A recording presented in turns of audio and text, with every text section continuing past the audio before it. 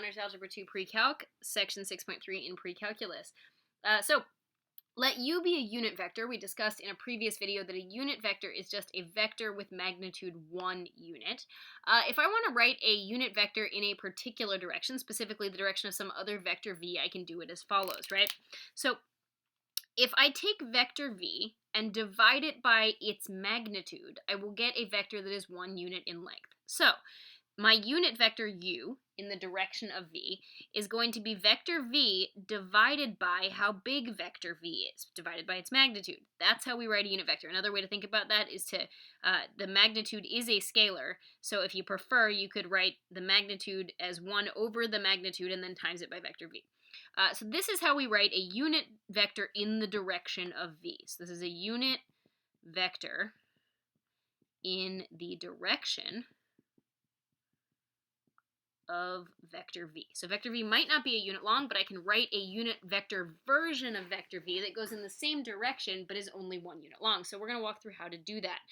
So this should be example 7.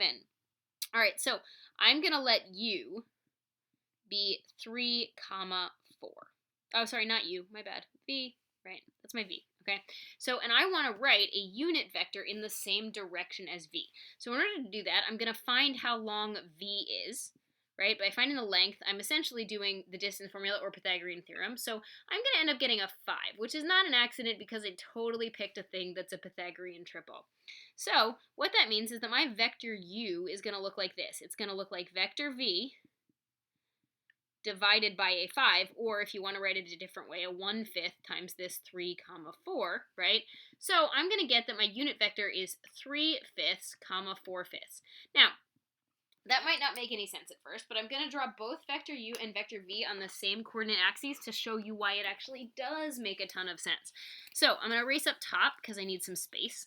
So if I draw my u and v on the same set of axes, so here's my terrible, terrible axes. So 1, 2, 3, 4, 5. 1, 2, 3, 4, 5. Great. Okay. So my vector v, my original vector, I'm going to draw my original vector in blue, starts at the origin and is 1, 2, 3 units to the right and 1, 2, 3, 4 units up.